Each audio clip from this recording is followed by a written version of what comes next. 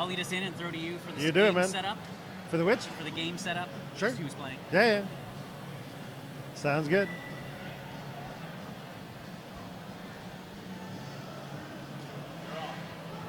Welcome back, everyone, to the Quad City Chaos 2016 live at the Bunker in Downs View Park, home of Toronto Roller Derby, our hosts for this weekend's tournament. I'm the Derby Nerd here, joined by Captain Lou Alabama. Nice to have you at my side, sir.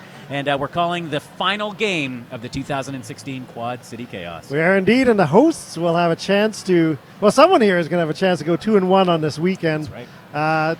Again, Toronto's Roller Derby All-Stars is going to be facing off against Tri-City Thunder. Just down the road, Battle of the 401. Last time they faced off, Derby Nerd, right here Yep. in the bunker. First QCC ever held in the bunker. That's back right. in 2012. And we'll go back into the video archives and check at some point, but I'm pretty sure the two of us called that game. Pretty sure. Very well may have, Pretty yes. sure, so... And I know we didn't call the game in 2011 because I called that game and you were on the bench, which is the previous time these two had faced. That's right. I was playing angry coach on the bench. mad coach. This is a really interesting matchup. Going into this weekend, I think both of us thought that Toronto would probably come up fairly dominant in this matchup.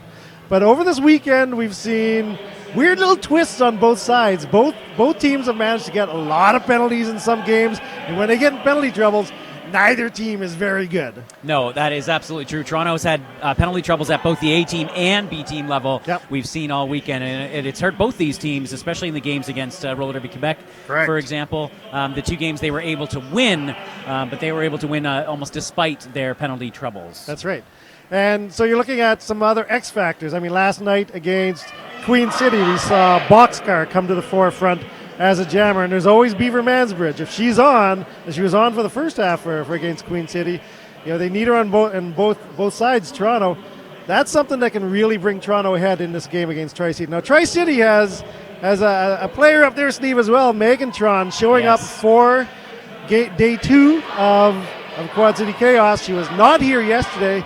Arguably their number 2 jammer in the rotation. So that's a nice weapon to be able to throw in, especially when you're facing off against what should be your annual rivals. Yes. And yet, there's been 4 years since these teams have played each other. Yeah, unbelievably. This is the 4th time these two teams have played each other. They started in 2010. The only time the Tri-City Thunder were able to get a victory over Toronto.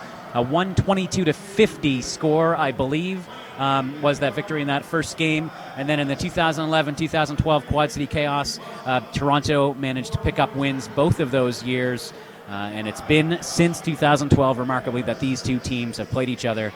Both coming off of appearances in the Division 1 playoffs. Both finished last place in their respective divisions. So I think they both would love to get another crack at a D1 division playoff again this year. Yeah, I mean, both of these teams are 100% in rebuilds. We talked about that all weekend long with Toronto. Not a lot of faces left over from last year. And with Tri-City, again, their jammer rotation really was a 1-2 jammer rotation last year with Honey Badger and Crazy Squirrel. And Honey Badger moving back to Montreal, rejoining the New Skids. Tri-City has had to roll the dice a bunch of times this weekend to see who can put points on the board with the star on their helmet. And they haven't been all that successful finding that second or third jammer yet. But, again, Megantron here. Yep. We're going to see. Megantron's back. Agrosaurus has been an interesting story, Yes. peppering her in, not quite a third jammer, but more like a relief or a fourth jammer. So we have seen some of her as well, but we are seeing the two jammers that have led these teams offensively at the 1234 Skate Company start line. Beaver Mansbridge in the white for CN Power up against Crazy Squirrel, 231 in the black for Thunder. Final game, 2016 Quad City Chaos now underway, and you see Beaver Mansbridge trying to juke and jive past it.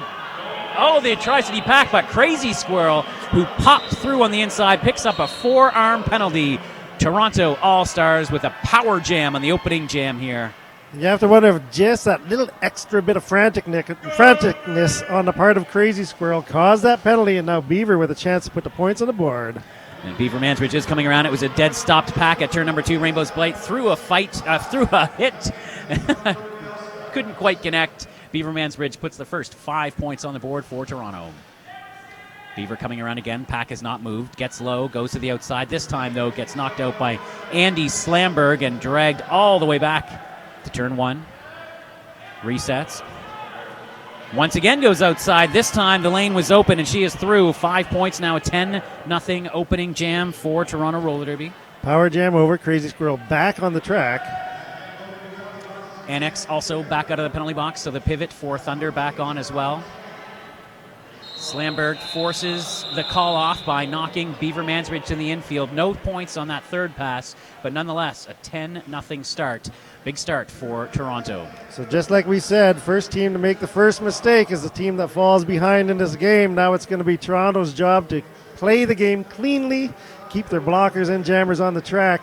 That's the advantage that they need in order to keep in front of Tri-City Thunder. Now, on the line right now, smashing good time, one of the transfers from Hammer City, her and Dangerous coming over, adding to the force of Tri-City Thunder. We'll see how she does against Lexicon. Lexicon with the dyed red hair, making her look a lot like Devotchka. I know. As the star for Toronto, pushing that trio of Thunder blockers up into turn number 1. Both packs now come together. Lexi looks for a lane on the outside. Jammers fighting, whistles blowing, waiting to see where the penalties have been assessed. And smashing good time comes through first just past Betty Bomber to pick up lead jammer status. So 1 for 1 now. These teams trading lead jammers here in the opening 2 jams. Lexicon has the star in her hand. Smashing good time around and scoring. Comes up against Will Wrecker, Monster Muffin, and Betty Bomber as victory lap heads to the Camp Derby penalty box. Good patience and persistence from Smashing Good Time. 5 points for Tri-City. 10-5 now is the score as Lexicon gets through, cleared her initial pass. Betty Bomber, the first line of defense for Smashing Good Time. Agrosaurus looking to work some offense for her jammer. Penalty troubles for both of these teams as Lexicon comes in, gives a little hop over the apex. 1 blocker to beat for 4. She gets them all. Not so little hop. She was airborne. Also, though, 4 points for Smashing Good Time. She is the lead jammer. Does have all the power here. Lexicon looking for more points. Big hit by Skelton on Lexicon, dropping her to the ground. Interesting strategy here from Thunder, keeping this jam going, and it looks like it may pay off as Smashing Good Time gets through on another pass. 4 more points on that final pass. Tri-City looking like they picked up 13 to the 8 of Toronto, making 18 to 13 point lead. So that's something we saw with Tri-City against RDQ yesterday, that when they got into trouble, they were willing to push a jam and run it for the full 2 minutes. You have lead jammer status, allows you to control when the jam is going to end, but also allows you, if you like the jammer matchup, which they did that go round, it works out in their favor, +5, but also a little time off the clock as well. There's Megantron. Here she is, her debut at the Quad City Chaos 2016, and Boxcar began the tournament in the pack for the Toronto Roller Derby All-Stars. Now with the star, but it's Megantron picking up lead jammer status. 2 in a row for Thunder. Captain Lee, you were talking about before the game how penalties could be an issue, but they both seem to be racking them up at an even pace right now, so no advantage for either of those teams yet. Megantron turning her hips into that pack. She'll take 2. And that puts Tri-City within 3 of Toronto, 18 to 15. Yeah, the Quad City Chaos games between these teams have always been very close, Derby Nerd. Yeah. And if we're lucky, this will hold true once again. At the moment, 3 points separating these teams, 25 minutes remaining in the first half of this game. Again, Toronto coming into this tournament ranked number 42 in the WFTDA, 51 for Tri-City Thunder. So very closely ranked as well. And both suffering losses yesterday to the Queen City Roller Girls. Beaver Mansbridge once again out there, but it's Crazy Squirrel again on the inside and again picking up a forearm. So Crazy Squirrel has been able to open up that inside line, but she has not been able to do it yet legally, and that means Beaver Mansbridge can pick up another lead status. She started things off with a 10-point jam on the power jam, skips around on the outside, toe stops to stay in bounds, and picks up 5 points. And patient offense, or passive offense from Toronto. Lined up one after the other in the inside of turn 2. That's Beaver. The old wait and bait going on there. Yep, and Beaver did fake out. She couldn't quite make it in, though, when her line did sweep. Agrosaurus with a big hit. Beaver not being able to make much headway here. Now gets popped out by Andy Slamberg, decides to call it off. So nice defense on the penalty kill. 4 points, though, for Beaver Mansbridge. Toronto increases their lead to 27-15 with that 9-point power jam. So that's 2 for 2 for Beaver, 100% lead jammer status for her.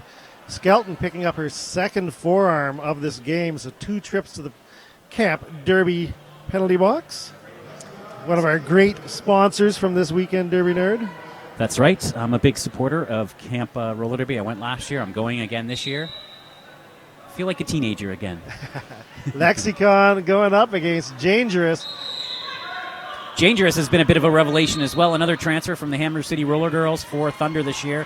But it's Lexicon who picks up lead on her. Annex heading back to the penalty box. So key players for Thunder picking up multiple penalties here early on. Lexicon making quick work of the track. Around and scoring. Gets knocked down to the inside. Megan Plead looking for a penalty perhaps, but none being called. 5 points for Toronto. Skelton out of the penalty box, back on the track. Agrosaurus following her as well. Dangerous through on her initial pass. Nice force out on Lexicon, forces the call off. Any points on that pass? So no, 3 points, 3 additional points, 8 points in the jam. 35-15 is the score. 22.5 minutes remaining in half. So yeah, Tri-City sort of has to play that weird game where some of your best blockers in Smashing Good Time and Dangerous, who are a fantastic pair when they're blocking together. We're going to get ourselves a timeout here. Fantastic pair blocking together. Also have to wear the star, so you can't get the defensive effort from them when you need the offense on the track. And it's, when you're fiddling with your jammer rotation and trying to figure things out, sometimes the defense has to be sacrificed. Yeah, and it may lead to gaps in the pack, as we see. So Antastic being pulled from the bench and sent to the penalty box at the end of that timeout. So it looks like the refs just needed to square some penalty issues away. Also, additional point being added to Toronto's side, 4 instead of 3. Of course, this official timeout is brought to you by Roller Derby Athletics, official training partner of Toronto Roller Derby. ToRD would like to thank Roller Derby Athletics for making them safe, strong, and unstoppable. For off-skate fitness training, check out their programs at rollerderbyathletics.com. And along with Diva Cup, Roller Derby Athletics has also put together the MVP prizes for the weekend, which will be given out after this game. Smashing Good Time back on the 12:34 Skate Company start line up against Boxcar in the white for CN Power. Multiplayer block being called on Boxcar. She used her blocker to get around, and that link was attacked by Smashing Good Time. So power jam opportunity for Thunder. Multiplayer block sending the pivot for for Toronto. No more CN Power, just the All-Stars. The All-Stars formerly known as CN Power, there perhaps? Oh, Smashing Good Time comes in quickly to that pack. Only 2 blockers on the track for Toronto. They were not ready for it. Grand Slam, Thunder, within 16. So yeah, first real opportunity to see what Tri-City can do with the power jams. Very successful against RDQ yesterday. Annex tried to open up that inside. Nice defense and push back from Toronto, keeping it closed, forcing the call off, but giving up 3 more points. I Good believe, smart call off, though. Yeah, freezing Boxcar in the Camp Derby penalty box, so that allows them to have a power start. Again, Commander Will Recker still remaining in the penalty box as well, so that'll lighten the blocker load that Toronto's able to put on the track to try to prevent Dangerous. This is the first game for Commander Will Recker against her former team. That's Tri-City. right. Yeah, transferred just at the end of last year, moved to Toronto. Naturally made sense to come to Toronto Roller Derby. Boxcar back now on the track, so the power start quickly negated as Dangerous is working against a trio of braced Toronto skaters just as the packs push into turn number 1. Nice tight D on the start. Boxcar finds a lane on the outside, gets through to pick up lead jammer coming out of the penalty box. Man, those are tough ones. When you call it off to get the power start and you do not get lead jammer. And Boxcar around quickly for a scoring pass. Working against 2 on that second straightaway. Skelton, last line of defense, gets nudged aside for 5 by Boxcar. And Skelton heading back to the penalty box. That's too. number 3, Derby Nerd. Oh, another God. forearm, too. Toronto is building up the penalties, but no one has more than 1 right now. Yeah, consistency has definitely been on Toronto's side so far in this game. Yep. 44-23 is the score. 20 minutes remaining in the first half. Tri-City just looks a little more scattered. And again, it's one of those things that when you do not have your players on the track, it is that much more difficult to do the job that you need to do. And that's what's happening right now. The penalty flow is in favor of Toronto, and that Tri-City is picking them up at a more rapid pace. Only 2 each on the track right now, though, and Crazy Squirrel makes quick work of those micro packs, gets through to pick up lead jammer status. No forearm that time. Yeah, no forearm that time. And for the first time in this game, Beaver Mansbridge is not lead jammer. She's got some track to make up. Crazy Squirrel around now, ready to score, hops over the block and gets through for 4. Taking a look at her bench, being told to hold off on the call for as long as she can, and she does. And that does spring Christy Skelton from the penalty box. Yeah, I mean, great timing on that call-off. Get those seconds removed from the penalties that were being served. Mia Culprit returning from the track had a scratched cornea yesterday. Yeah, in warm-up. In warm-up, but is wearing sport goggles today, so getting to play. So it's the rules are that if Mia gets to play roller derby, Captain Lou gets to announce roller derby. That's how it works at Quad City Chaos. Nice. Mia Culprit, of course, been skating roller derby since before Toronto Roller Derby was a league. Made her debut at the 2006 Betty's D-Day tournament here in Toronto, along with her teammate Boxcar, who was playing for Montreal at the time. We had another skater here this weekend from that tournament as well, Cheese Grater, skating Cheese for the Grater Sexpos. was here, that's correct. We had very historic skaters in the Toronto Roller Derby community in town for the Quad City Chaos this weekend. So yeah, looking at this timeout being taken by Toronto. Looking like they just want to settle things down. Again, timeouts brought to you by Roller Derby Athletics. Check them all out at rollerderbyathletics.com. We should give some more love to other sponsors as well. Quad City Chaos doing a great job of bringing us a variety of sponsors in. Monster Muffin, the studio only 30 minutes north of Toronto. You can't get much more local than this. Monster Muffin clothing is proudly made in Canada, providing quality derby apparel to the world. Check them out and fall in love at monstermuffin.com. Monster Muffin, of course, on the bench for this game, number 333 for Toronto. That's right, a transfer as well from Alliston, Ontario. Scoring so far in this game, Lexicon with 16, Beaver with 19, and Boxcar with 8. Over on the Tri-City side, Squirrel with 4, Smashing with 20, Megatron with 3. Wow, big performance from Smashing Good Time. Both of those Hammer City jammers making a big impact for the Thunder here early in 2016. Agrosaurus, we mentioned, as a relief jammer. She's out there right now and did pick up lead. And Lexicon knocked to the inside. Forced to reset at turn number 1. Agrosaurus quickly coming around. Looking to pick up points. Powers her way through on the inside. Goes chest to chest with Bigley Smalls. And able to push her out of play for the Grand Slam. But she just has that low center of gravity, and she's so tough to knock over. Pidiafu heading to the penalty box for Thunder. 2 Toronto skaters in there as well. 3-2 pack advantage for Thunder. Will Recker now going one-on-one against Agrosaurus. And again, Agrosaurus just able to power her way through a 4-point pickup that time. Bigley Smalls also heading to the Camp Derby penalty box. Dangerous trying to slow up Lexicon, but Lexi able to shrug her off with the hip and get through. Initial pass, a scoring pass, for Lexicon on that one. Yeah, Tri-City running the jam again, trying to get the penalty box cleared, but they're going to have to call it off. Agrosaurus gets a hands on the hips, 1 more scoring pass, picks up 4 more points. That's 13 for Agrosaurus in that jam, 13-4 jam, 48-40 in favor of Toronto, but a nice closing of the gap by Tri-City. And again, Agrosaurus is one of those really hard-hitting blockers in the pack, able to just clear walls all by herself. But they got to take her out of the pack and put the star on her head. But it works, It's sometimes the best defense is good offense. If you've got lead, you can control how the jam starts and ends. All right, and now coming up hot off of the 12:34 skate company start line was Boxcar, picks up lead jammer for Toronto. Smashing Good Time, the game's leading scorer with the star in black for Thunder. Able to shake off Rosemary's Rabies, but not Monster Muffin. Now does so, takes a hit, and does get through on her initial pass. Already scoring, though, is Boxcar. Having a nice little battle with Annex. Pidiafu tried to push out of bounds, couldn't quite do it. And all 4 points picked up for Boxcar, who calls it off just as the Thunder Jammer was approaching the pack. Now, Derby Nerd, some of these skaters played in the previous game. The new format of the All-Stars is that you may play for the B team, you may play for the A team, you may play both if they're back-to-back games. So there are some skaters in this game that are pulling double shifts on this day, this Sunday. That's right. We got Commander Will Recker, Bigley Smalls, Victory Lap, all just skated for the B-Stars in a victory against Queen City. And back out there on the track. Crazy Squirrel now jamming against Devachka. Multiplayer block sending Skelton to the box, her fourth trip this half.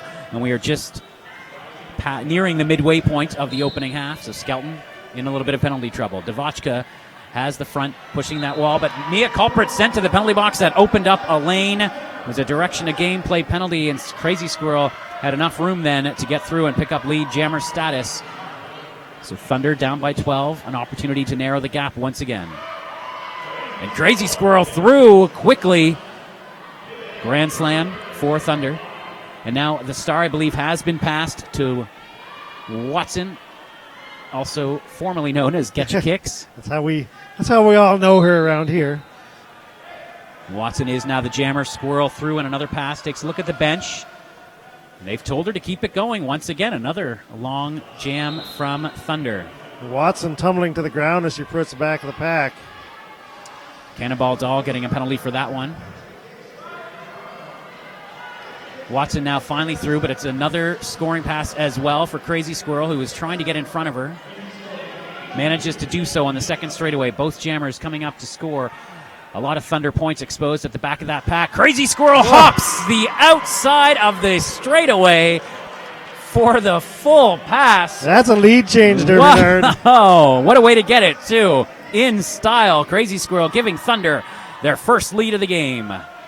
So it's these strategic matchups that Thunder is taking advantage of on Toronto. They like the fact that Watson has the star, and they're just letting Crazy Squirrel go because she is the main point getter for this team. She tries it again, not successful this time, Derby Nerd. Didn't quite have the momentum that time to make the jump, but good effort on her. And yeah, talking about the smart bench, one thing that hasn't changed for Thunder is their bench. And you can see some really nice, crafty decision-making here as we pass the midway point, and Thunder picks up their first lead on the strength of a 23-8 jam. It's just sort of recognizing both your strengths and your weaknesses, knowing that when you don't have your best out there, Toronto's probably going to get points up on the board, but when you have got your best on the track, you want to make sure it's the full 2 minutes if you can. Absolutely. Now on the 12:34 company start line is Smashin' Good Time and Beaver Mansbridge. Beaver really looking to get going here. So physical, so athletic, knocked to the inside, a quick recovery, gets her through as lead jammer. Andy Slamberg heading to the Camp Derby penalty box. Smashing Good Time clear in her first pass as well. Will Recker also heading to the penalty box, so penalties starting to add up for both of these teams. Beaver in and scoring, as you can see. Coming up to turn 3, skips her way past the pack. 4 points for Toronto and another lead change. There we go. And Beaver looks like such a diminutive skater, but she's an absolute wall of muscle. There's just it's just all muscle and sinew on her. So when she goes into that pack, there's so much strength being applied. And because she's a bit shorter than a lot of the blockers, she gets applied at a different angle that they're not always used to. And it's deceptive on how much force she can apply. And I think that's how she just shreds walls apart. Yeah, absolutely. Loves to lead with those impressive shoulders of hers and finds little gaps to just exploit. All right, back underway now. Megantron once again with the star for Thunder up against Lexicon. Lead jammer has been called for Megantron. She wasn't clear, now is though. Lexicon still trapped in that pack. Pidiafu pushes her to the inside, but Lexicon slips by the hit. Initial pass is complete. Coming in to score is Megantron. Lexicon approaching quickly. Megantron forced to call it off, but not before she picks up. Looking for points. No 0, points. nothing. Score will remain 1 point lead for Toronto, 64-63. And with jam number 13, Toronto has picked up lead jammer status 7 times, Tri-City 6 times, 1 point separating these teams, just under 12 to go in the first half. And on the 12:34, Skate Co start line. Crazy Squirrel in high rotation. Against Boxcar. Yep. And only 2 blockers for Crazy Squirrel to beat. She does so quickly, gets through for Lead Jammer. Boxcar, meanwhile, powering her way through line, gets by Antastic, the last line of defense. She's also through, but has almost a full lap to make up. Crazy Squirrel comes up against Betty Bomber. Able to get those 2 points, and that'll be good for 4 with 2 in the box. Oh, excuse me, just 3. Only 1 before she tapped her hips. Yeah, one of the blockers from Toronto managed to scoot ahead, keep her point away, salvaging that single, but that gets Tri-City back in the lead. Another lead change, 66-64 for the skaters from Kitchener-Waterloo. Just an hour down the road from Toronto. Always nice to be at Quad City Chaos. It's those easy trips to get some sanctioned play. Yeah, much closer than we've seen sometimes in the past this year. All the combatants. Beaver Mansbridge out there again, so Toronto shortening their jammer rotation as well. And Beaver Mansbridge picks up lead jammer status for Toronto All-Stars, looking to take back the lead once again. Smashing good time, pushing her way to the front. Will Wrecker, Joss Whelan, doing a nice job holding her back. Bigley Smalls in there as well. Beaver Mansbridge around and scoring, once taking her favorite outside lane. Now skips in on turn 3. Grand Slam picked up. Toronto retakes the lead. Yeah, Beaver with 80% lead jammer status so far in this game. Impressive start for her. Comes into the pack hard, gets knocked in. Nice quick recovery. Yeah, I think Ann X thought that she had stepped out on the inside, but she had not. Really wanted a track cut, not going to get it. She'll grab 3 points. No, she'll grab 2 points, give up 3 points. 7-3 jam, 71-69 the score. Toronto back in the lead now, though. 2-point differential, under 10 minutes remaining in first half of this game. Last game of Quad City Chaos 2016. Rollerbones, turbos, and bone Swiss bearings makes for a winning combination. Find out all about them at rollerbones.com. Those stolen points could become a big story. Any stolen points in this game, if this lead or if these teams stay as close as they are. Megantron back out there once again, and again only 2 Toronto blockers on the track. Doing a nice job here of holding her. 3 Tri-City blockers holding back Lexicon. Lexicon trying to go right through Antastic and Annex. Not an easy task. Coming out of the penalty box, Bigley Smalls tries to provide some offense. Meanwhile, at the front of the pack, Megantron is through and is your lead jammer. Lexicon working hard to make up the track. Megantron stops up at the pack, gets pushed to the outside by Mia Culprit, calls it off. 3 points. So that's going to flip the scoreboard again. If the 3 points are added, Tri-City back into the lead, 72-71.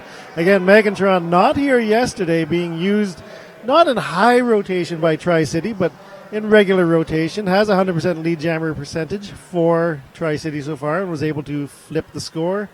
Multiple lead changes in this last game, exactly what we were hoping for.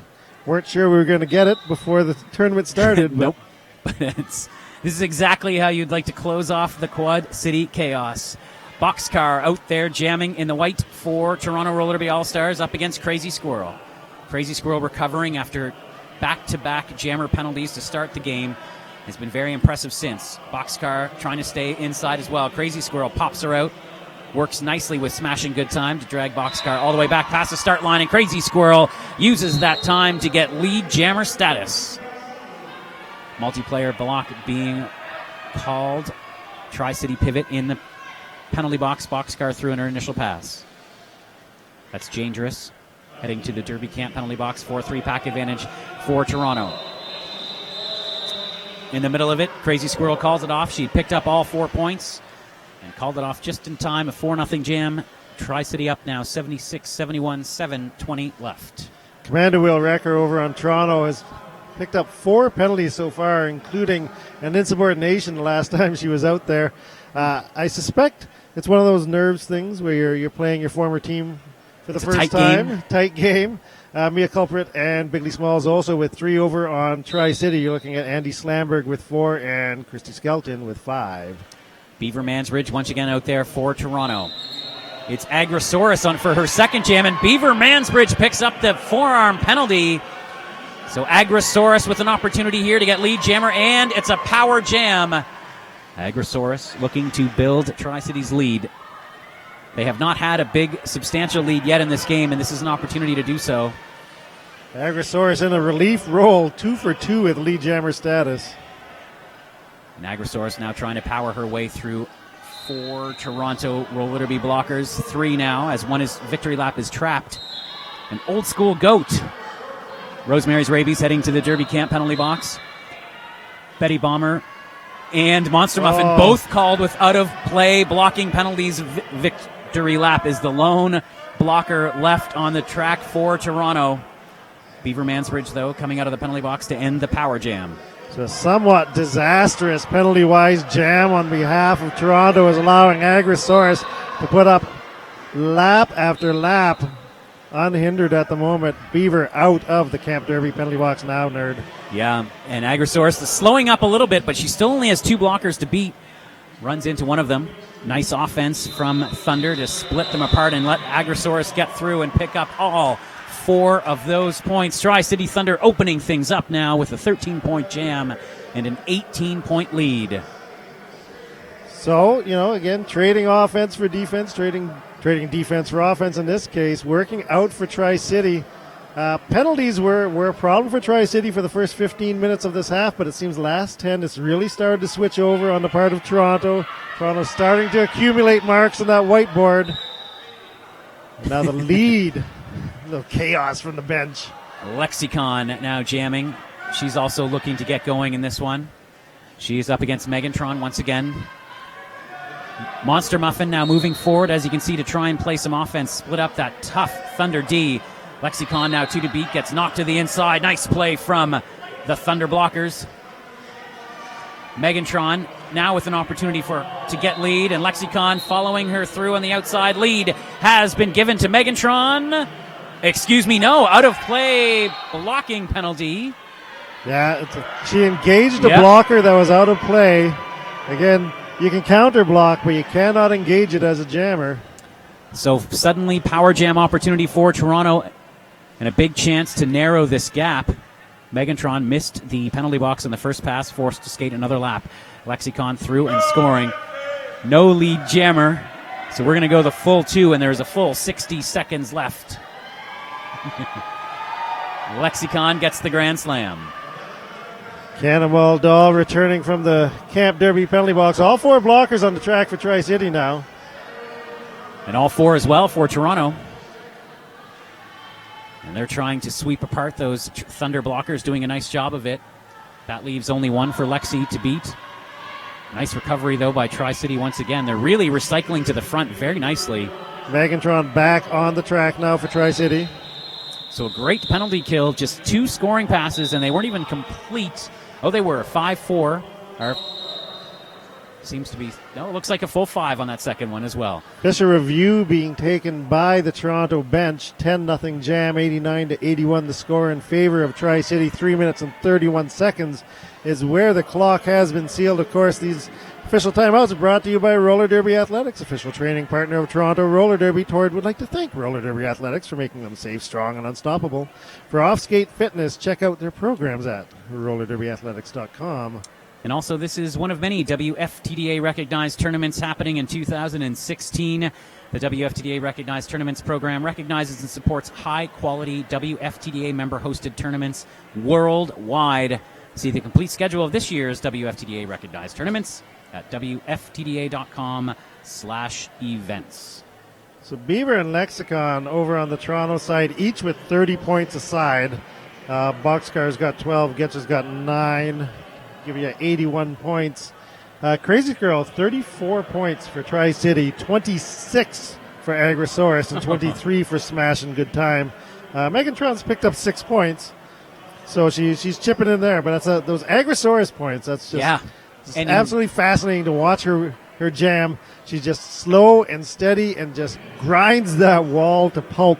And very efficient, right? That's all on 3 jams, those points. Yeah. So she's not messing around.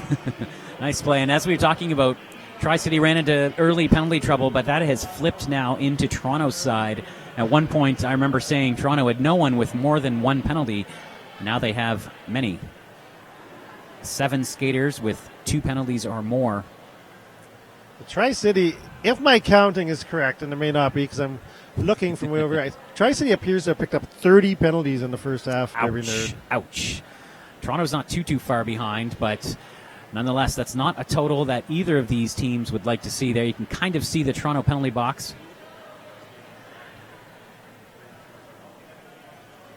25 is my quick count for Toronto. So 30 penalties for Tri-City, 25 for Toronto. I don't think either of these teams is going to be very happy with that number. No, not at all. So official review was Flying Brian Kilman looking for a insubordination call on the jammer from Tri-City. Megan, when she got the penalty, felt that she acknowledged it over around turn 3 and didn't leave the track until the straightaway. Pretty much around the jammer line, but not going to be assessed an additional penalty. Jammer ref did not agree, so we'll just play the last 3 minutes and 28 seconds. Why not? Yeah, official review not retained for Toronto. Boxcar out there in the white for the Toronto Roller Derby All-Stars, but lead jammer status is going to Crazy Squirrel once again. As we mentioned, after a slow start, Crazy Squirrel really tearing up the track now. And Boxcar sent to the penalty box. Power jam opportunity. It was a high block from the Toronto blocker, and Crazy Squirrel quickly through for 5. Tri-City increasing their lead now, 94-81. Every time Toronto tries to narrow it, Tri-City has responded. All 4 blockers, though, out there for Toronto. Crazy Squirrel trying to jump the straightaway again, this time to the inside. Couldn't quite pull it off. Resets. Blockers look to be sweeping inside, but catching Crazy Squirrel on the out. She does manage to get by those hits. And another 5-point pickup for the Thunder. Thunder within a single point of cresting that century mark. Lead back up to 18 points where it had been previously. Boxcar out of the Camp Derby penalty box. Looking to engage, still trying to get through in her initial pass. All 8 blockers are out there and locking down the defense at turn number 4. Crazy Squirrel looks for a lane on the outside, runs into Rosemary's Rabies, and Betty Bomber forced to take a look on the inside now. And 1 to beat for Boxcar, finally through on her initial pass. You got to wonder how long Squirrel's going to run this jam now that Boxcar's through. Not much longer, obviously, as the hands are going to go to the hips. Looking for the final scoring pass. Nothing for Toronto. 5 more points for Tri-City. So a huge jam by Tri-City just as Toronto was knocking on the door of another lead change. 15 points separate, or added to Tri-City side. 19 points, call it 17 points separating these teams. I can't add anymore. Call it 23 points. Yeah. And it's 104-81. 1 minute, 29 seconds remaining in the first half. Let's play more Derby. And it's 5-on-5 as well off of the 12:34 Skate Company start line. And Beaver Mansbridge finds a lane on the inside. She's through. Lead jammer for Toronto. Looking for a bit of a pushback here with only 1:15 to go in the first half. This, of course, is the final game of the 2016 Quad City Chaos. One of these teams is going to go home with a winning record. The loser will drop to 1-2 for the weekend. Beaver Mansbridge looking for points. Picks up another penalty. This one on a forearm. So Toronto Roller Derby running into not only jammer penalty trouble, but jammer penalty trouble as well. And once again, just as it seemed that Toronto was trying to wrestle back the momentum, Tri-City finds a way to slow them up.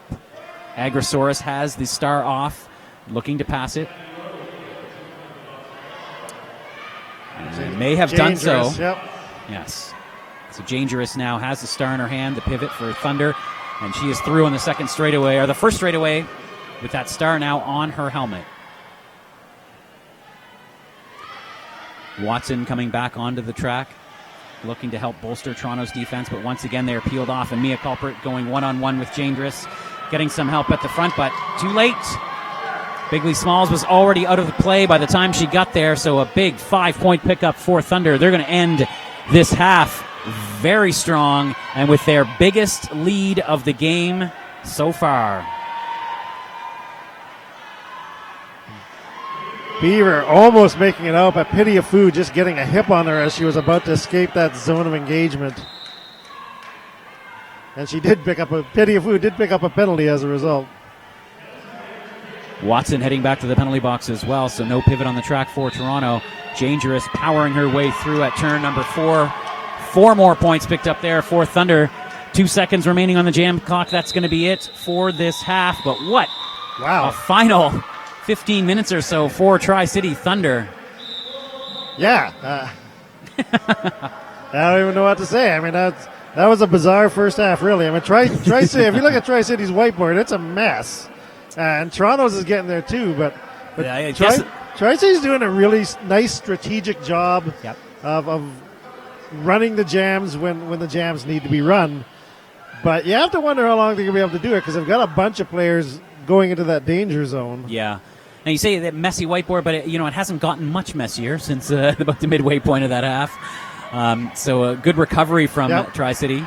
And you have to wonder if that's because the other half of the story is that Toronto's whiteboard just started to go pure black. Yep. With about the last 15 minutes to go in the half. Played a really nice first 15 minutes, but it's gut check time for Toronto. I mean, they don't want to lose to Tri-City.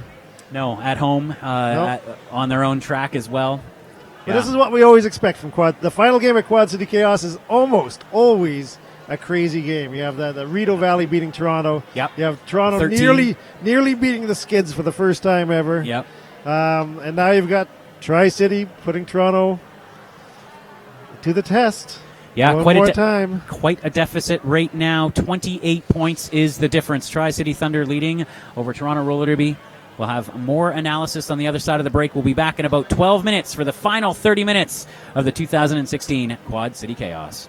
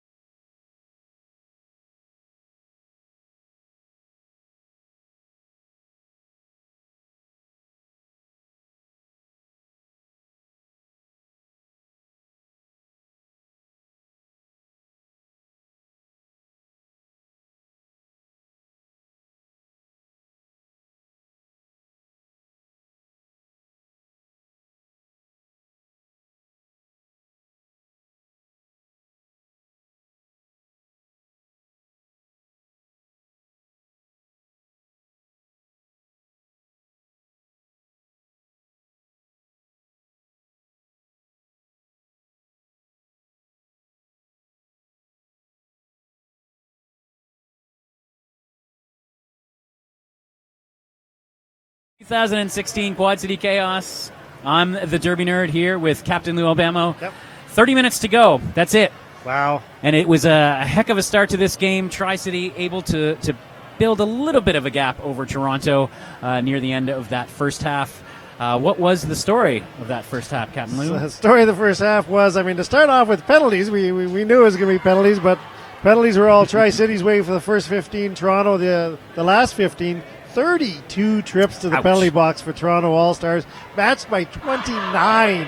Ouch 29 again. trips by Tri-City. So there was a lot of activity in that Camp Derby penalty box during that first half. 4 jammer penalties to Toronto, 3 jammer penalties to Tri-City. So a little bit of advantage there on the part of Tri-City. And Tri-City really good at holding on to those advantages when they were given to them. You look at top scorers, Crazy Squirrel sitting at 48 points. And on the other side, Beaver Mansbridge sitting at 34 points. So both those teams are going to need their stars to rise in the second half. Someone on Toronto's got to take control on the track, both defensively and offensively.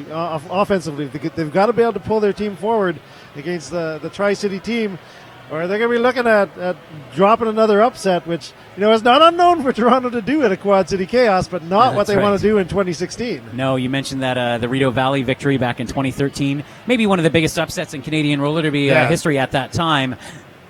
This wouldn't quite be at that scale of an upset, but nonetheless, there is about 9 ranking spots difference between these two teams. And Toronto, I think, both would really like to get back into Division 1, and a victory here would help them with perhaps some baby steps toward that goal. All right, second half now underway. Crazy Squirrel, the leading scorer for Thunder against Beaver Mansbridge, the leading scorer for Toronto, and Beaver gets first lead jammer status of the second half. Crazy Squirrel forced back and now tries to ride through the inside past Will Wrecker and Betty Bomber. Betty Bomber getting a penalty. Beaver Mansbridge already around and scoring. Trying to does hop, skip, and stay inbounds, and a little bit of a twist at turn through 4-5 points.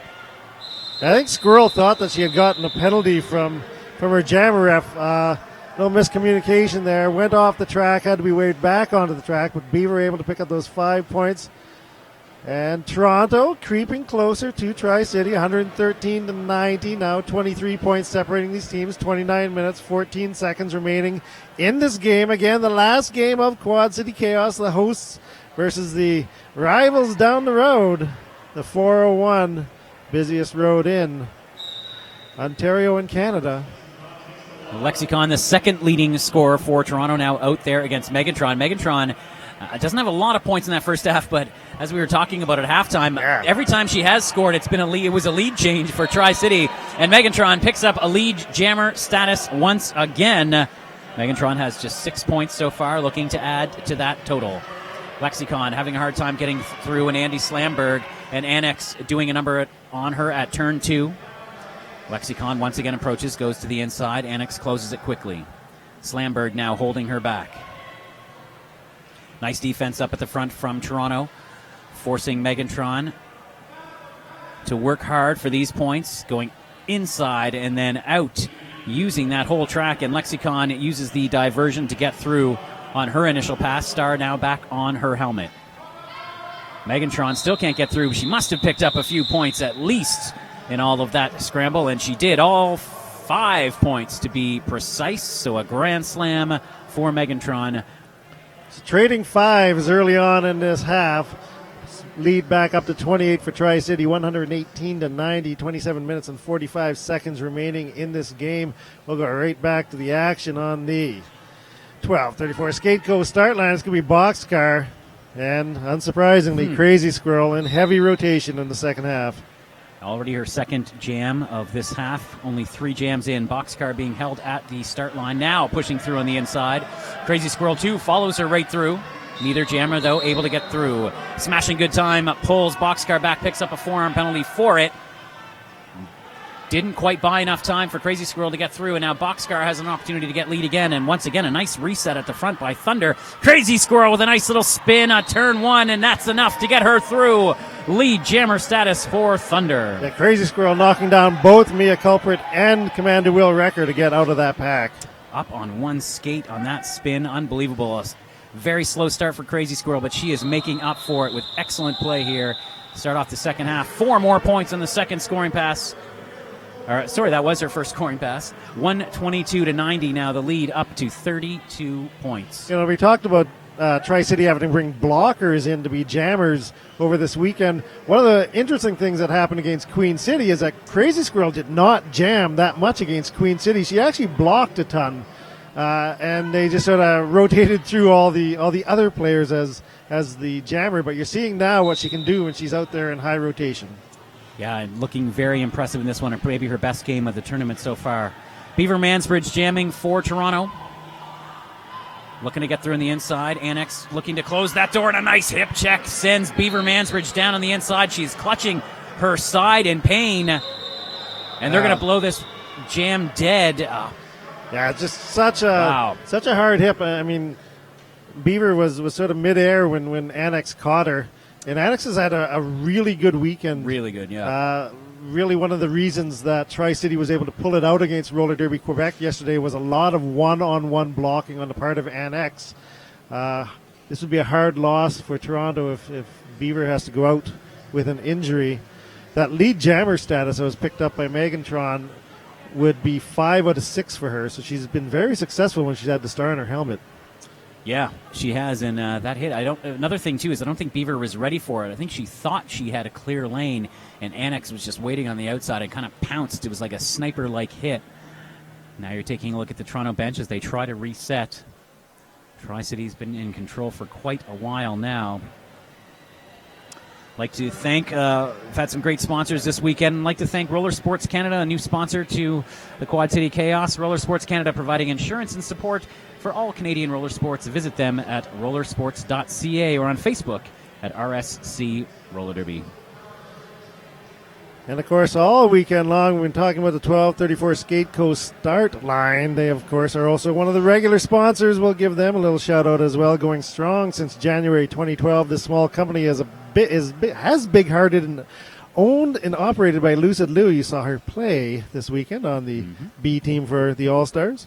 Current skater with Toronto Roller Derby All-Stars. 1234 Skate Co. is dedicated to getting girls suited up in the gear that works for them and make sure it fits properly. Lucid stands behind all of our products and services. So 1234skateco.com. So big thanks to them. It's been a full weekend of roller derby here, both regulation and WFTDA sanctioned play. We kicked things off yesterday with a showdown between the Charter All-Stars versus Roller Derby Quebec's charter team, Les Duchesses. It was a big victory for ToRD to kick off the weekend, a 212-97 win. And that was, of course, followed by Queen City's Lake Effect Furies versus Tri-City Thunder. Big win for Queen City in that one, and it was a long time coming for them against their Tri-City rivals. Yeah, that was always one of those weird matchups that Tri-City would have Queen City's number, even when Queen City was obviously a more high-powered team. And I mean, Queen City brought it this weekend. They certainly Beaver's did. Getting up. Yeah, you can hear the crowd here at the bunker giving Beaver Mansbridge quite an ovation. She's still clutching her side as the medics are taking her off. She's going to be off for, at least 3 jams, yep. but potentially more as she looks like she's in a bit of pain. It would be a huge loss. Toronto's leading scorer for the weekend and this game in particular. Queen City with the most consistent roster from year over year of the 3 bigs that are at this tournament, and I think we saw that really paying off for them. Now, this was their second time, I believe, at Quad City Chaos, and they were 0-3 last time they showed up, but not this time. No, 2-0, just the one day of play for the Lake Effect Furies. We're going to see Agrosaurus now on the track. She's only jammed 3 times, but has put up, 26 points in those 3 jams. So an impressive points per jam tally for her. She's got all 4 of her blockers out on the track, and there's all 4 on the track as well for Toronto, and she's up against Lexicon. Rare moment of 5-on-5 roller derby action in this game. Yep. Lexicon trying to push through in the inside now, going right up through the middle. Both packs just separated from each other and focusing 100% on defense. You can see that wall of black holding strong at turn 1. Lexicon trying to find a way in. The Toronto pack, meanwhile, collapses with the force of Agrosaurus' push. Lexicon backs up and now tries to take a run at the inside again. Betty Bomber now moving in and trying to work some offense. Unfortunately, inadvertently took out her own jammer as well. Will Recker looking for a cut. No, and she did not get it. She thought maybe she'd knocked Agrosaurus out, but that power from Agrosaurus kept her in bounds, and instead she is lead jammer once again. So again, the reserve jammer for Tri-City really coming through for her team one more time. Another Toronto skater down now on the outside. Looks like Will Recker potentially got a hand in the face and a cut now going to Agrosaurus. So a power jam opportunity for the Toronto Roller Derby All-Stars, and suddenly Will Recker pulling herself out of play seems like a really good chance for her, but she's back on the track.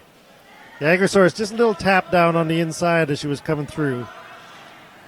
And now Lexicon looking to score points on this power jam. Not coming easy, though, at all. Her team goes to sweep on the outside. They managed to drag Pitia Fu back, but she's doing a good job of keeping that pack close.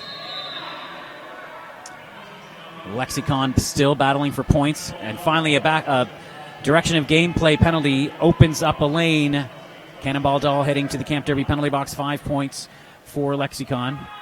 5 minutes into this one, if Toronto wants to make a comeback, they might want to start now. Lexicon facing off against 2, makes a nice little move outside in for another 5-point pickup. Agrosaurus, though, coming out of the penalty box, also managing 5 points.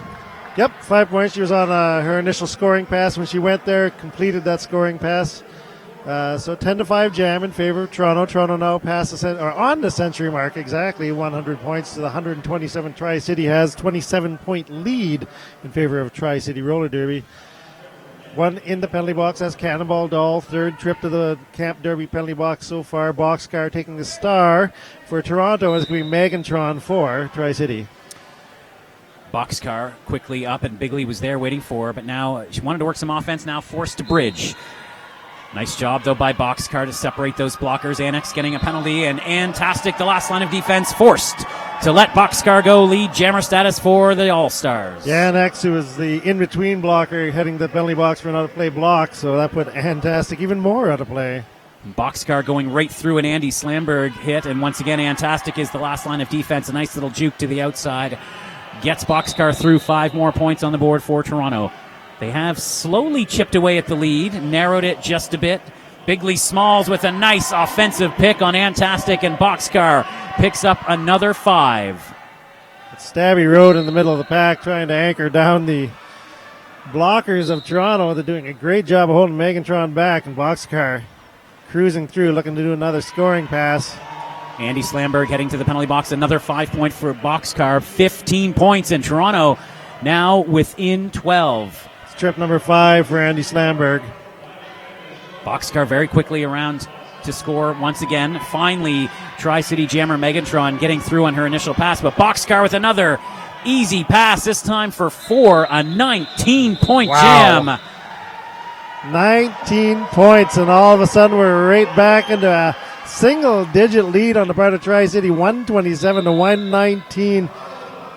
Always impressive when you can hold down, you just lock down a jammer and just put up the points. Don't even need a power jam. You just throw down, defense goes to work.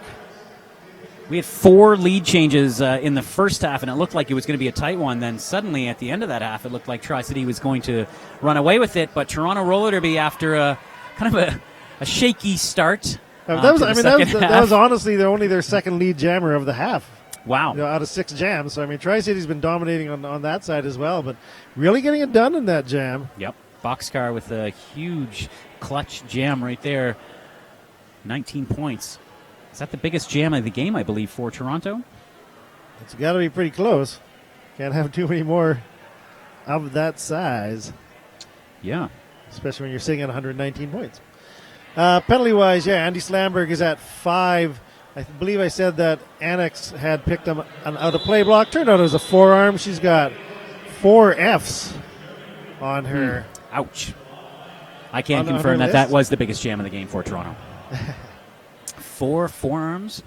4 forearms, and Christy Skelton with 5 trips for Toronto as well. Amanda Will Recker still sitting at 5 for Toronto. So 8 points is all that separates these two Southern Ontario rivals. And Watson gets the star for the Toronto Roller Derby All-Stars for the first time this game.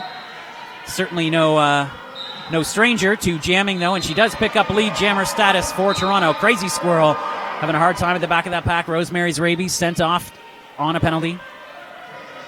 Betty Bomber, some nice one-on-one blocking, working nicely with Will Wrecker, and victory lap to keep Crazy Squirrel at bay. The Crazy Squirrel in full defensive mode out there as well. Might want to consider getting herself out of the pack. That's the best way to get the opponents to stop scoring. Oh, and Crazy Squirrel just dancing along that inside line and able to get through. There aren't too many jammers in this country as good on their toe stops as Crazy Squirrel is. And a nice display of it right there. Watson, though, does have the slight lead, trying to slow up Crazy Squirrel. Squirrel eventually gets through as Tri-City Thunder picks up the pace on the pack. 3 points now is the difference. Toronto points are exposed at the back, and that's going to eventually force a call-off from Watson.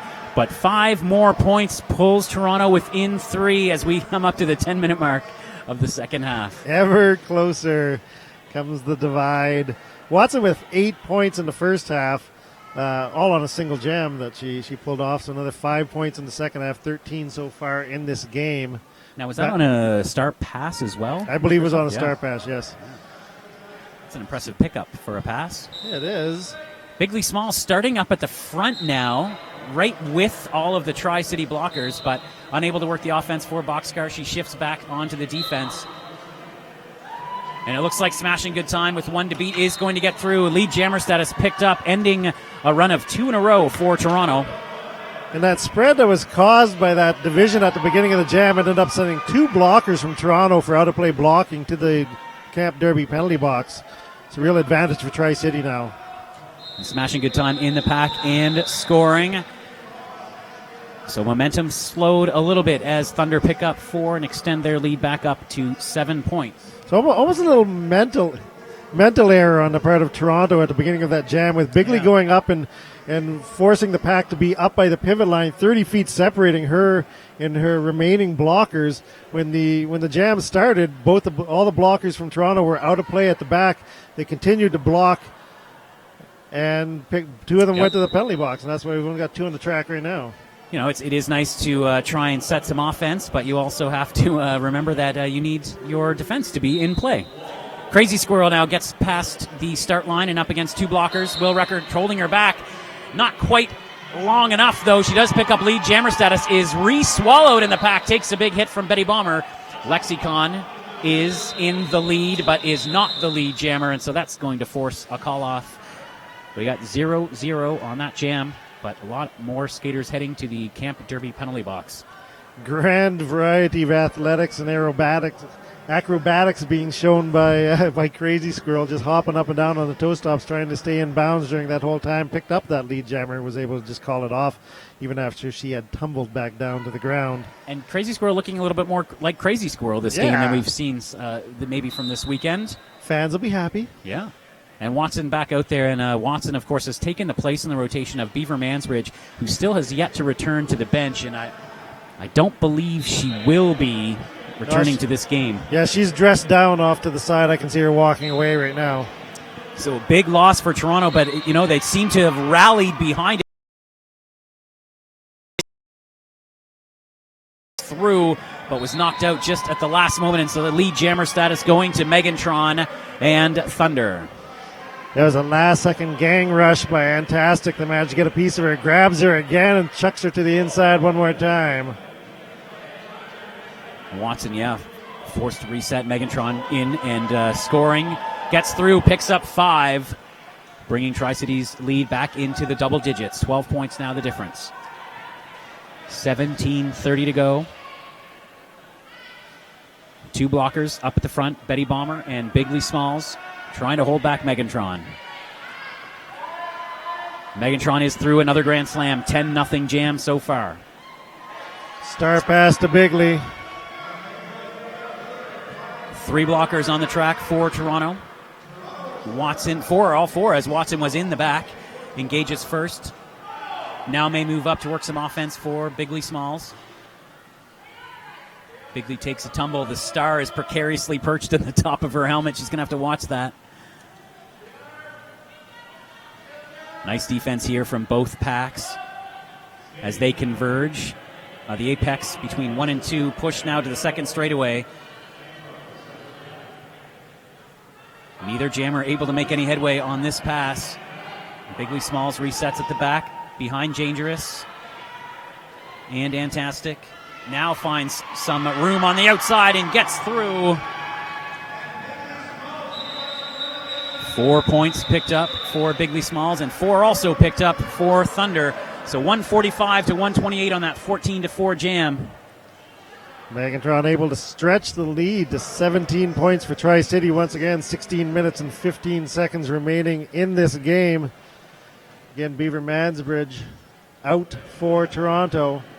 They're having to dig deep. She was their leading scorer at the time of her injury. Nice job by Tri-City, though, to keep calm, even though Toronto it's almost caught back up to them. They just calmly went about their business and now have rebuilt their lead. And a lead jammer status going again to Smashing Good Time as Boxcar having a hard time getting through the Tri-City pack.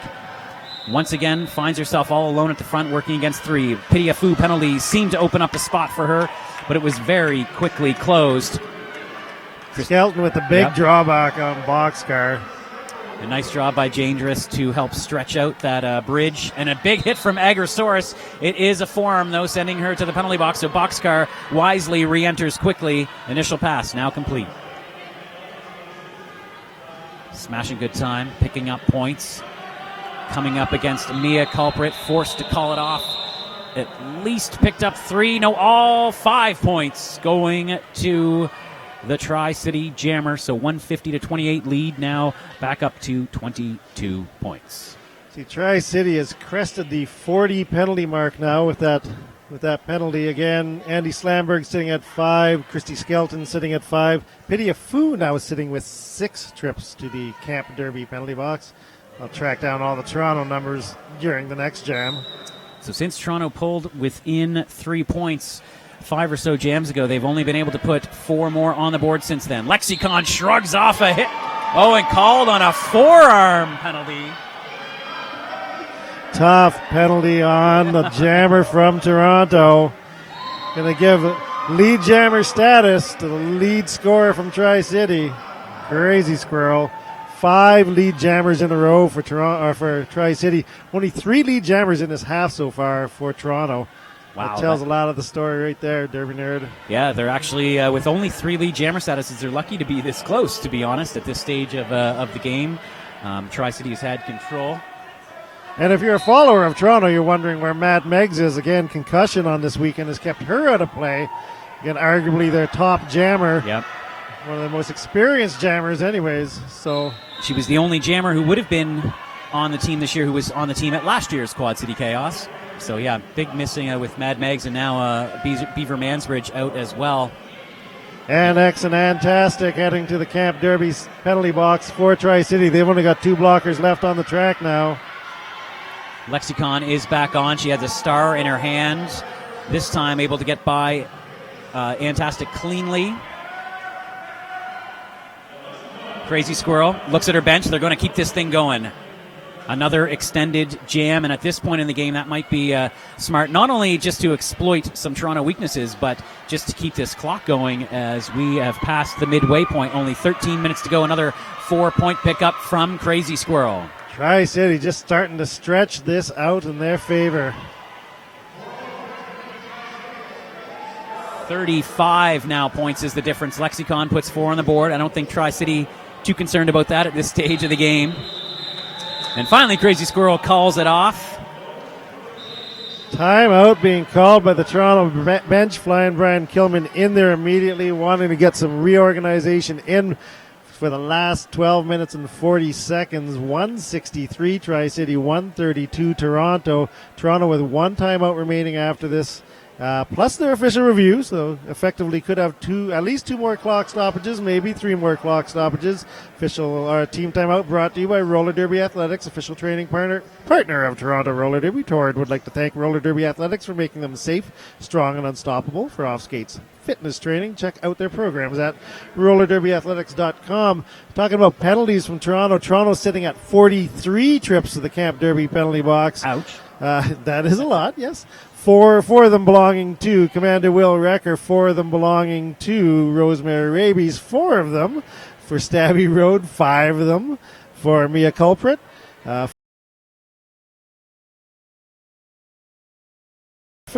and 6 of them for Joss Wheeling.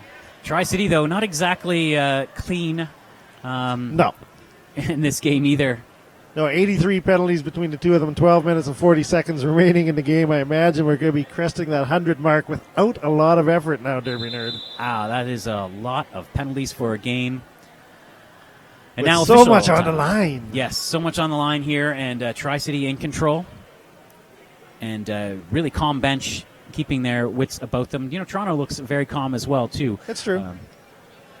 Looking over at the scoring lexicon, now the lead scorer for Toronto with 44. Beaver Mansbridge had 39 before she was forced to exit the game.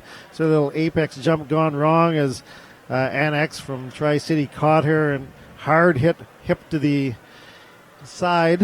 And we'll get some clarification from Joe the Locksmith, who happens to be our alt ref for the game. Derby Nerd, you got some info on that for me? Yeah, NSOs just wanted to make sure the penalty situation is updated and correct before we play the last 12:40 of this game. So just a little bit of paperwork getting sorted out. You can't understand that with 83 ticks on the board. Yes.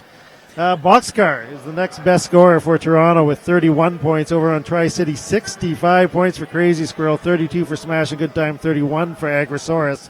So those are the big 3 for Tri-City, and of the big 3 for Toronto, only 2 are still in this game. That is right, and it's going to be Boxcar once again, lining up against Megantron on the 12:34 Skate Company start line. We got 2 split packs, and Christy Skelton in the middle, bridging them. The Toronto defense set up at the pivot line. Boxcar now pushing through the trio at the back, all 4 Toronto blockers up at the front of that pack, trying to hold back Megantron. Both jammers just trying to plow their way through the middle, staying out of the dangerous areas. Boxcar gets a little bit of headway, but a nice reset by Tri-City. And Megantron goes inside, using her own defensive pack as a diversion, and finds a lane to get through. Christy Skelton, though, does pick up a forearm penalty, sending her to the Camp Derby penalty box. Megantron looking to add to the gap that Tri-City has built up. Rosemary's Rabies now heading to the penalty box as well, 1 each. Trip number 5 for Rabies. Trip number 6 for Skelton. Agrosaurus to the penalty box as well. That's her 4th. Boxcar is through in her initial pass. Megantron has not been able to complete her first pass, though she may have gotten 3 points. So, 34 points now separate the teams. Tri-City 166, Toronto 132, 11 and a half minutes remaining in the game. Crazy Squirrel back on the line, lining up with Lexicon for Toronto. Again, lead scorers for both of their sides. Pack advantage going to be to Toronto, 3-2. And so Toronto does get the defensive position at the back. Only 2 blockers up front for Tri-City, as you mentioned. Crazy Squirrel trying to push her way through. Lexicon heading to the penalty box with a multiplayer block yet again. It wasn't her who got it the first time, but second time a Toronto jammer has picked up a multiplayer block off of the start. And both times it was Crazy Squirrel who exploited the point of contact to draw those penalties. There's Boxcar in the first half that picked up that multiplayer. And Squirrel now quickly shrugs off Rosemary's Rabies. Annex holds her back with Skelton. 3 blockers, though, remain at the just past turn 2, holding back Crazy Squirrel. Annex to the Camp Derby penalty box. She's getting close to the magic number as well. She's at 6. Clock ticking away.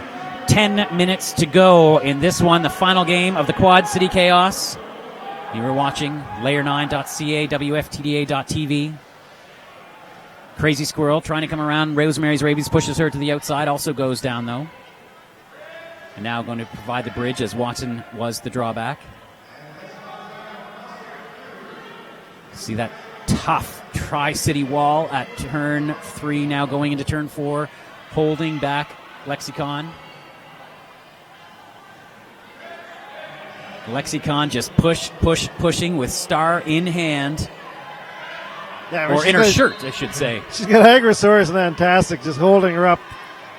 Fantastic heading to the penalty box. Lexicon through, putting the star back on now. Interesting strategy, putting the star in her shirt instead of clutching it. Tri-City trying to get the pack racing. Crazy Squirrel has already picked up 5. A nice little hop from Lexicon. Now big collision at turn 4. Lexicon, though, does get up and shrugs off a hit from Christy Skelton. And she picks up 4 points as that jam is called off. But 40 points now is the gap after that 10-4 jam.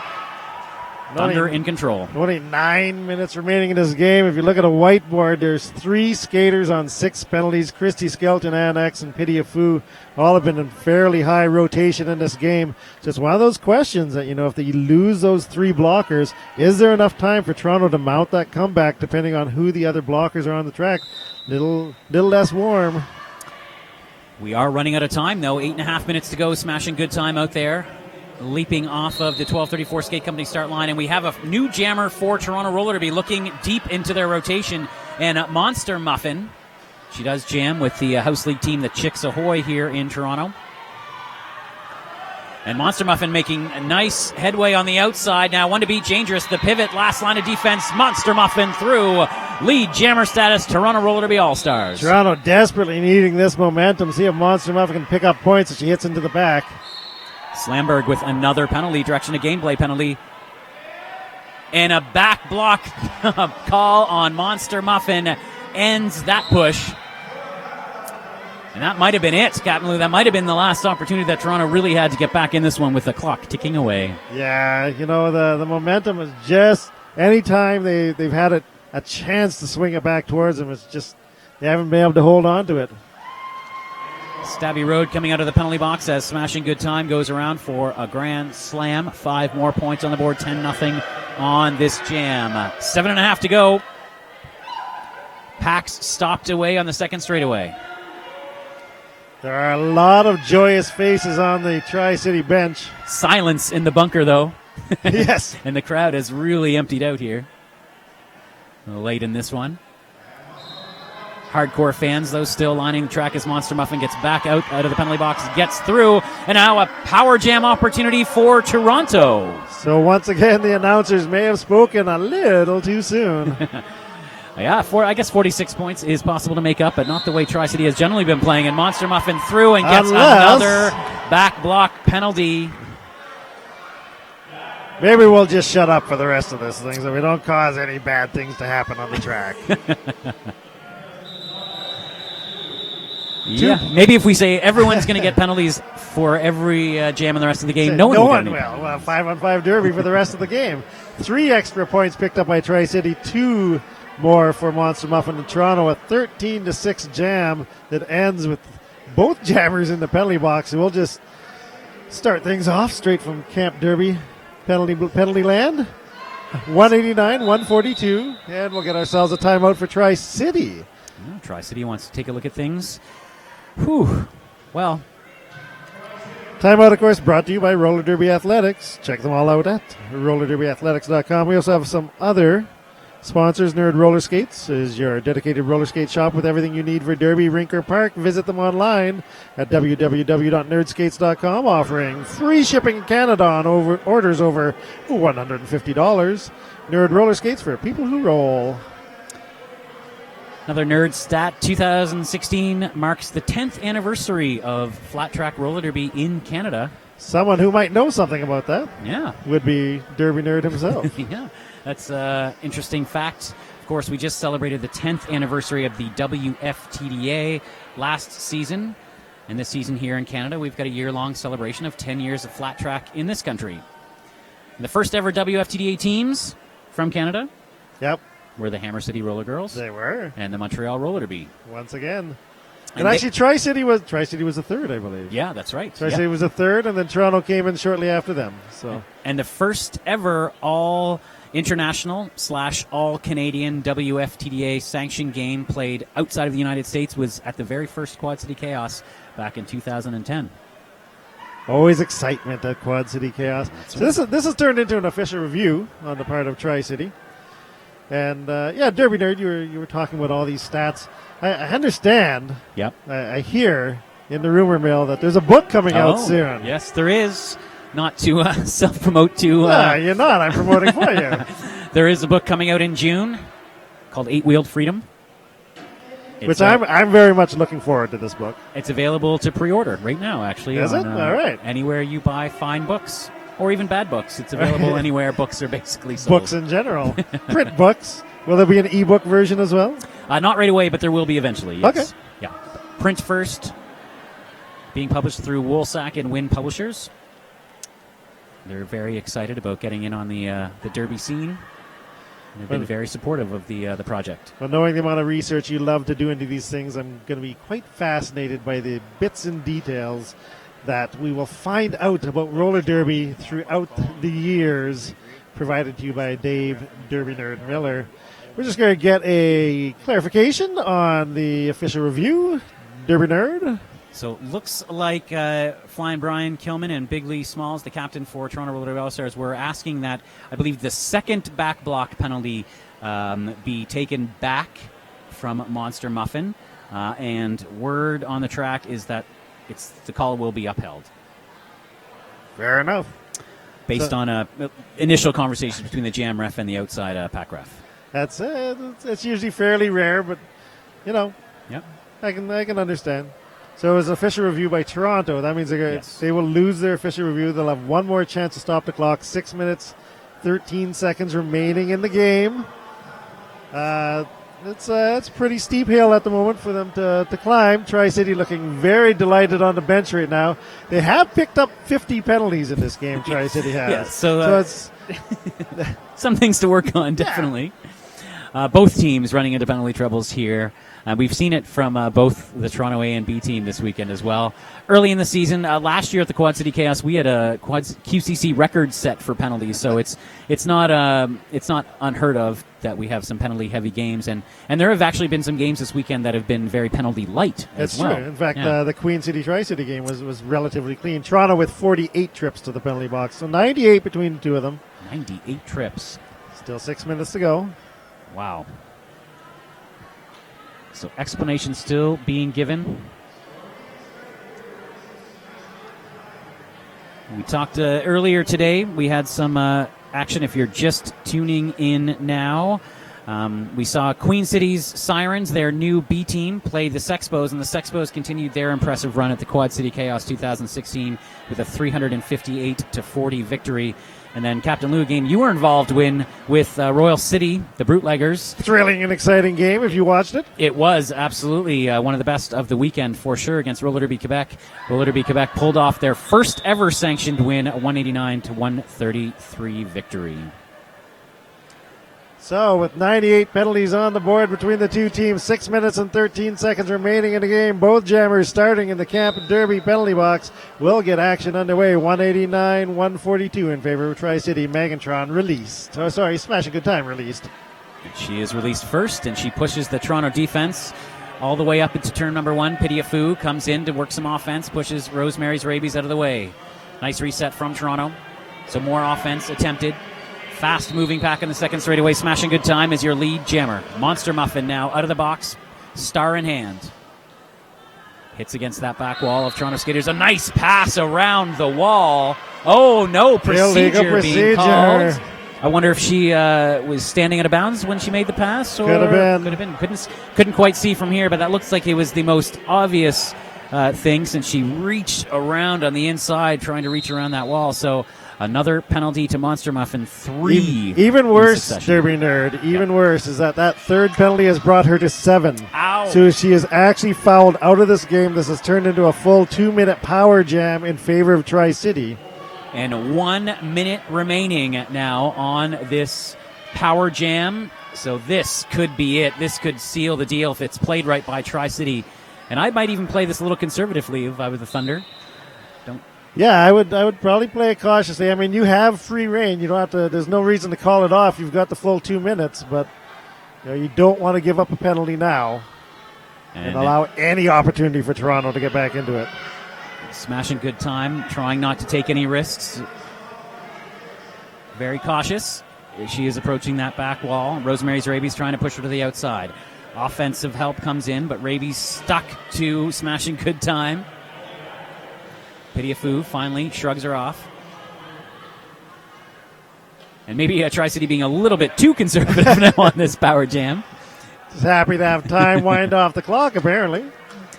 Now reaching the 4-minute mark, over 50 points is the difference. And that jam comes to its conclusion. Smashing Good Time did get all 5 points on that pass. 10-point jam, 199 for Tri-City, 142 for Toronto. 4 minutes remain in this game. Toronto will get a jammer back on the track now. But yeah, it's just one of those things. You put Muffin out there with 4 penalties on the penalty board, picks up 3 penalties back to back to back. And all of a sudden, disaster strikes. Yeah, you usually think you're safe when you put a jammer out with 4, but that can happen in this game of flat track roller derby. So Tri-City almost at the 200-point mark.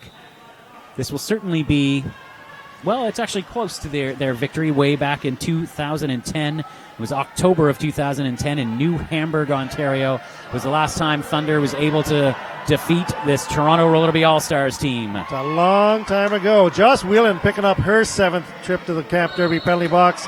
So she's done as well now, Derby Nerd. And Crazy Squirrel flipping, flying, jumping around, gets through to take up lead jammer status for Thunder. 3 minutes now to go in this one. Crazy Squirrel approaching the pack, runs into Will Wrecker. Boxcar through, initial pass complete. Crazy Squirrel gets by a split-up Toronto pack at turn 3, picks up 4 points. Looks like Tri-City going to let this jam keep going again, continuing to work the clock. 4 points for Boxcar. Crazy Squirrel back in and scoring, and then she calls it off. An 8-4 jam, 2.5 minutes now to go. Tri-City with a fairly dominant second half in this game.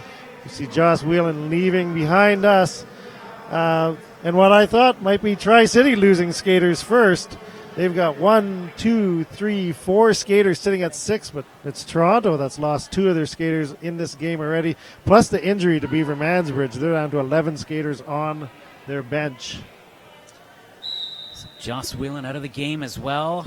Unfortunate turn of events for Toronto late in this one. Lexicon, though, back on the track up against Megantron. Megantron grinding her way through on the outside. Watson, some nice defense for Toronto. Lexicon still having a hard time with Agrosaurus, even as Smashing Good Time gets sent to the penalty box, but that does open up enough of the track for Lexicon to pick up lead jammer status. Ranking points still in play in this game, so any points Toronto can put on the board will increase what they can salvage. Lexicon around quickly, runs up against Megan Plead and Agrosaurus. Very nice weekend for Megan Plead as well. I believe this is her first year on Thunder. It is. It's first time on the travel team, and she's doing great. And, an impenetrable wall right now, and a blocking with the head penalty is going to send Megantron to the penalty box, so a late power jam opportunity here for Toronto. Here for Toronto to narrow that gap in what could very well be the last jam of this game. I wouldn't be surprised to see them call off and try to freeze Megantron in the box. Yeah. Maybe get one more to try to get more points. They still have one clock stoppage left. Oh. And Flying Brian, do it right away. Yeah, Flying Brian does give the message right away to Lexicon. She does call it off. So, yeah, it looks like they're going to work the power start here, and a timeout is taken to stop the clock. Yeah, I mean, I like that strategy. I mean, you have a really good chance of getting lead jam, a really good chance of deciding when the game's going to end. Yeah, 53, 51 points is really not a doable thing to win the game. But, I mean, this is regular season still, Derby Nerd. Winning is... It always feels good on the inside, but it's not the only thing in WFTDA regular season, right? I mean, you're looking for maximizing ranking points. You want to make sure you stay in that top 60 so you can hit at least one of the division level playoffs. Yeah, Toronto has been in the D1 playoffs since 2013. Tri-City Thunder spent that season in D2, but has been in D1 since. Both, as we mentioned earlier, finished last in their respective divisions playoffs last year. Both, as we mentioned, are going through a rebuild this year. Yeah, this is probably the biggest rebuild we've seen on the Toronto side. Oh, yeah. Ever. Betty Bomber did come back after a brief retirement to help bring a little bit of experience to a generally inexperienced Toronto roster, but gaining a lot of experience this weekend. That's for sure. Yeah, and that's one of the great things about having Quad City Chaos so early on in the Canadian season. It gets a bunch of teams, a lot of games in. See how it fares for the rest of the 2016 regular season. And that boxcar is the final jammer for Toronto Roller Derby. Looking to pick up lead jammer status, has done so, and did manage to stay in bounds as well. So nice footwork from the veteran, picking up lead jammer status. 18 seconds left on the game clock. We will go to the jam clock after that. Annex headed to the penalty box for Tri-City. Also through was the Tri-City jammer, and Boxcar calls it off, and that is going to do it. It's a wrap. 6 years it has been since Thunder knocked off Toronto since 2010, but they have done it here at the Quad City Chaos 2016. Thunder victorious 207 to 158. I'm not 100% sure they can believe it themselves, but it was a truly dominating performance. The last 40 minutes of the game was pretty much all Tri-City. Solid defensive effort, solid offense from all sides. Bringing in people like Agrosaurus, Crazy Squirrel, just putting on a real highlight reel game. And Megantron coming out, not able to be here yesterday, but just really adding that extra oomph in the pack. Picking up a lot of lead jammers. And Tri-City on their victory lap. Wow. Yeah, unbelievable. We talked about penalty troubles for both teams, but it was pretty much equal along, and so that allowed the Tri-City Thunder just a little bit tighter on the defense, a little bit quicker on the offense, and a little less penalty heavy than their counterparts from Toronto. So an unbelievable tournament now for the Tri-City Thunder. 2-1 at the Quad City Chaos 2016, 1-2 for Toronto Roller Derby after sweeping QCC last season. Yep. 9 jammer penalties by Toronto to 6 for Tri-City, so three jammer penalty advantage. The whiteboard was a mess for both sides. Yeah. Only 2 players fouling out, surprisingly. I think that was well controlled by the Tri-City bench. I think they were making sure they didn't put anyone out with 6 for the last couple of jams, but they liked to.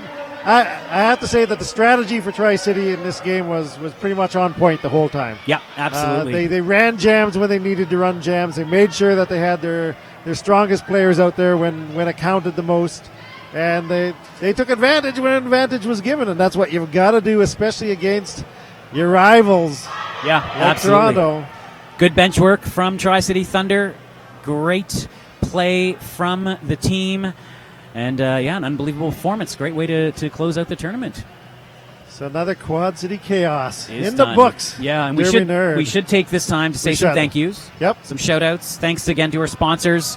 Camp Roller Derby, 1234 Skate Company, and Roller Derby Athletics were our primary sponsors this weekend, but also, of course, Wicked Skatewear. Yep. Big sponsors of Roller Derby, Nerd Roller Skates, Monster Muffin, Roller Bones, Roller Sports Canada, and Camp Roller Derby. Big thanks to all of them. Yeah, and of course, Roller Derby Athletics and Diva Cup going to be providing MVPs for both a A-team and a B-team blocker and jammer from someone who participated this weekend. That's right. Big thanks, of course, to the crew here on this Layer9.ca broadcast. Of course, big thanks to William Clark, the guy who puts it all together, and Honey Boom Boom, our leader here at ToRD TV /Layer9.ca. Big thanks to everyone who worked cameras all weekend. I know if I try to rattle off all the names, I'm going to forget someone. But right now, the last woman standing is Wheels of Misfortune, a skater with the Toronto Roller Derby B team. She is at turn number 1 and 2, and she's been off and on the cameras all weekend, along with playing as well. So big thanks to her. Thanks to all of our announcers as well. Yeah. Captain Lou, good to have you back once again. Always glad to be here. All right, well, I think we're going to wrap things up now. So maybe we should tell the viewing universe who our MVPs were, because we had someone whispering perhaps in our ear. We did. For the B team, I believe we had Banshee from Toronto Roller Derby. She is the B team Jammer MVP, so congratulations to Banshee. And over on the A side for Jammers, there's a little bit of debate, but we came down with the obvious choice. Sometimes we don't like to do the obvious choice, but the reality is Libralian was a dominant force all weekend long. I mean, maybe if we'd seen Crazy Squirrel in this game, we might have considered it because she was a beast. But Libralian was nailing it down all weekend. So. She is an elite level jammer now in the WFTDA. Unbelievable performance from her all weekend. Yep. And then blocker side for the B teams. Yes, it was Magnum PEI from the Sexpos. The Sexpos, absolutely dominant performance here this weekend. They were really good. It could have gone to a couple of their blockers, but Magnum PEI, the veteran for Montreal Roller Derby, picks up the MVP. Congratulations to you. And then in this game... Yeah, the blocker MVP for the A-teams is Annex from Tri-City Roller Derby. So there you go, folks. That's all we got for you. Once again, thank you for tuning in to layer9.ca or WFTDA.tv for Captain Lou and all of the crew here at QCC. We'll be serious. Thanks for some stats. That's right. Yeah, he was here all game for us, feeding us those great numbers. So once again, thank you to everyone. We will see you next year at the Quad City Chaos, right back here at the bunker in Downsview Park. Thanks for tuning in.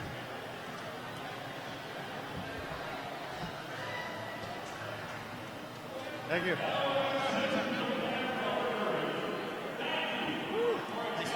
Yeah, that was good. Yeah, I think so. Surprised by the game. Yes. Very surprised by the game. Toronto. It's going to be a rough year. Yeah, it is. You're rougher than I thought. I think if they get Megs back. Yeah. And Beaver back. If you could have anything go wrong in that game, that's pretty much what happened for Toronto. Yeah, sure. But you know, they just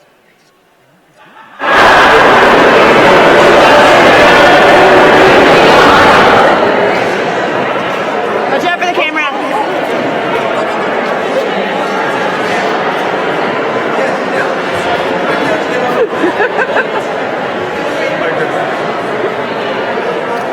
Without further ado, in the BC category, the BC MVP blocker. From a Sexpos Memorial at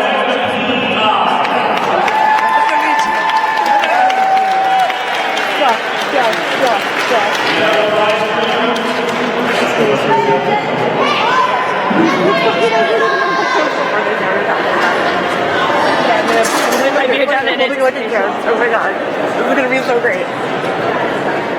in the BC category, MVP from